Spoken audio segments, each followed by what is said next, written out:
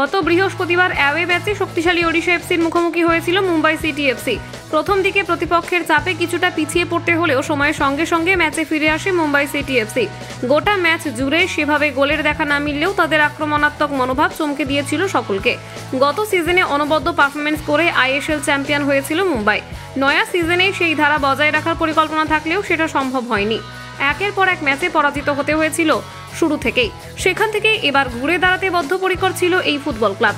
Away ম্যাচে পুরো point না হলেও অন্তত খালি হাতে ফিরতে রাজি ছিলেন না পেট্রো ক্যাটকি। ম্যাচের শেষে সাংবাদিকদের মুখোমুখি হয়ে তিনি বলেন, খেলার শুরু থেকেই আমাদের অ্যাপ্রোচ খুব ভালো ছিল। আমরা যে ভালো খেলা খেলেছি তার মধ্যে একটি। ছেলেরা কঠোর পরিশ্রম করেছিল এবং আমরা চেঞ্জিং রুমে যা বলেছিলাম তা তারা কার্যকর করার চেষ্টা করেছিল। তাই আমি এতে খুব খুশি ছিলাম। দৃঢ় সংকল্প এবং শক্তি ছিল। তারা জানে এখন এই লিগ সহজ হবে না। আমার মনে হয় ওড়িশা এফসির বিরুদ্ধে আজ তারা খুব ভালো করেছে, যারা তাদের শেষ 2 ম্যাচে 10 গোল করেছে। এছাড়া তিনি প্রতিপক্ষ প্রসঙ্গে আরও বলেন, আমার মনে হয় তাদের গোলে মাত্র একটি শট ছিল। এটি এমন একটি কিছু যা আমরা গড়ে তুলতে পারি। তবে স্পষ্টতই আমি কিছুটা হতাশ, কারণ আমরা খেলাটি জিততে পারতাম। আমার মতে ওড়িশা এফসির চেয়ে আমরা এটা বেশি প্রাপ্য। কিন্তু আপনি জানেন, ফুটবল কখনো কখনো অনেক কিছু বদলে দেয়। সুতরাং আমরা যে ক্ষেত্রগুলিতে আমাদের উন্নতি করতে হবে সেগুলিতে কাজ করব।